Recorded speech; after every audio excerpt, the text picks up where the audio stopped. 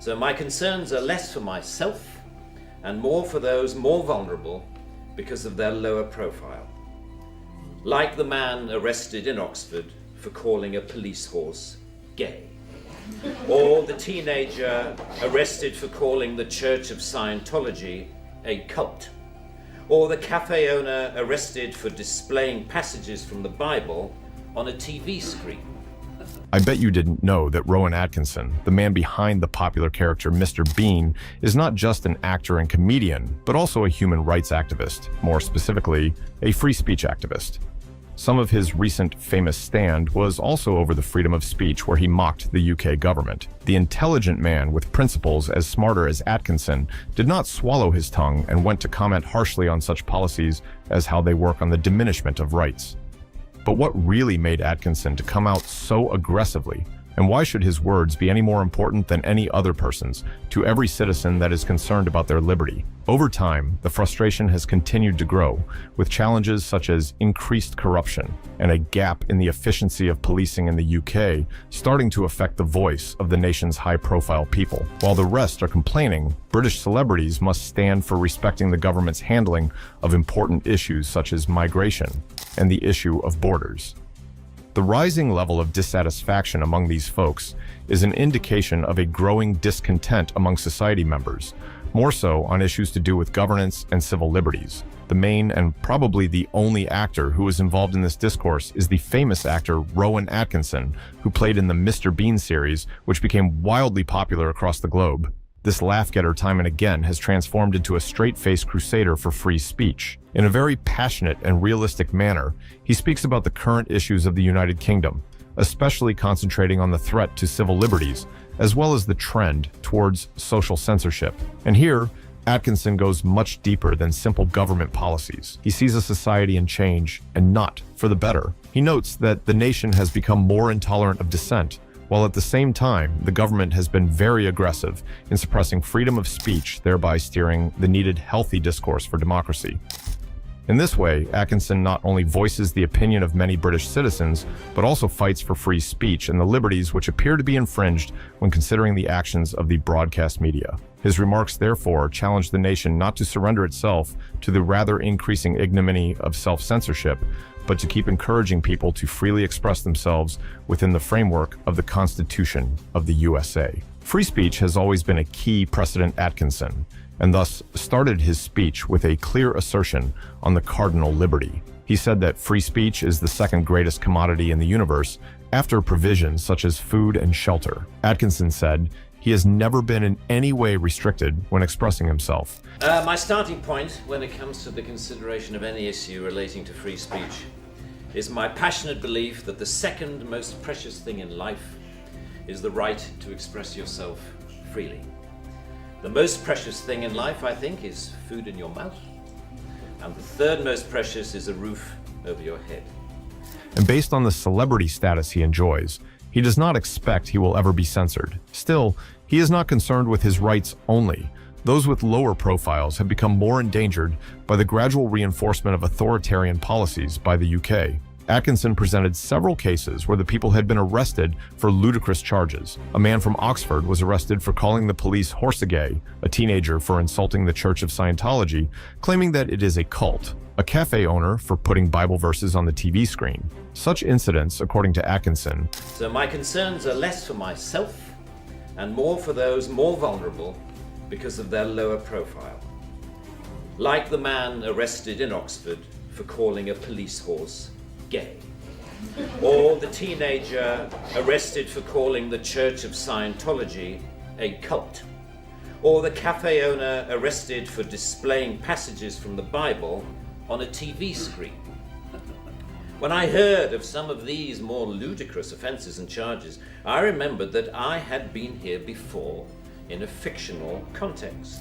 Show how liberal democracies' legal frameworks intended for the well-being of the society become weapons against free speech. He told me of his time in a BBC show, Not the 9 O'Clock News. He was a racist police officer arresting a black man on false allegations. What is unimaginable today has become real. Some of the current apologists might want the public to believe that because such outrageous cases, such as the gay horses case, were dismissed, then the law serves its purpose. But Atkinson further noted that all these cases were only withdrawn because they were a subject of ridicule from the media. However, the worst situation is when such cases go unnoticed, as has been the case with hundreds of other similar ones. In these instances, people were apprehended, interrogated, and paraded through the courts, and then set free.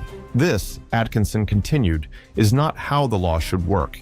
It is persecution that clearly has a tendency to suppress freedom of speech. The use of laws which criminalize insults or uses of abusive language has been raised as a major concern by the UK's Parliamentary Joint Committee on Human Rights. The committee would also like to note that in some cases it is possible to arrest a person for the use of threatening words may be necessary, particularly when it poses a genuine risk of harm or incites violence. However, they draw a clear distinction between language that threatens and language that merely insults. According to the committee, criminalizing insults is inherently problematic because it is too subjective. Atkinson also spoke about a concept he terms the new intolerance. The well-meaning attempt to stop dangerous behavior has created a culture of authoritarianism in the United Kingdom.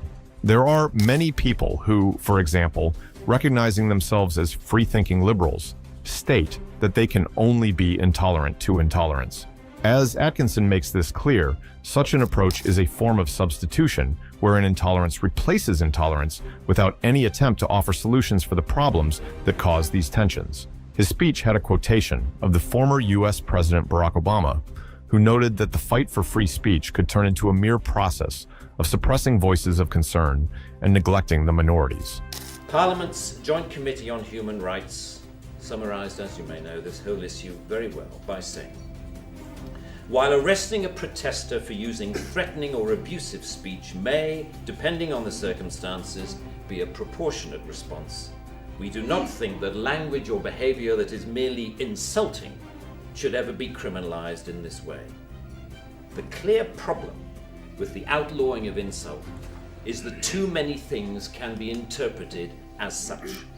In the light of this debate, both Atkinson and Obama proposed that the best way of addressing hate speech is through speaking louder, or in other words, free discussion. Atkinson also notes that the law is used to stifle voices of contrary opinions with the support from the media by focusing more on controversy as the police overact. Spraggan also does not have mercy for the growing tolerance where people respond to any comment they deem even remotely insulting. It is equally undesirable, asserts Diamond, because society samples have become oversensitive to criticism, to shut down healthy dialogue that analysis and criticism bring.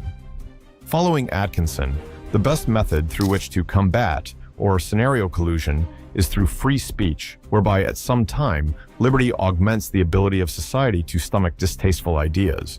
He urges the repeal of some laws that make insulting unconstitutional. It is a small way of trying to roll back the creeping culture of censorship. Atkinson's message is clear. For there to be healthy communities, there needs to be healthy arguments, and this includes freedom to insult or offend. He makes reference to Obama's words, which state that attempts at suppressing speech can soon turn into ways of preventing change and suppressing the minorities. Lastly, Atkinson affirms his support to all efforts with a view of changing all anti-democratic laws that suppress freedom of speech. Thus, he encourages society to pay more attention to content than to a person, demanding people can be dissatisfied with something, but at the same time, listen and discuss different opinions with one another without considering this as a violation of law. Atkinson's speech is a reminder of how that free speech is a basic tenet that ought to be defended to the letter. What do you think about the speech given by Rowan Atkinson? Please feel free to express your opinions in the comments section down below, and also do not forget to like, share, and subscribe.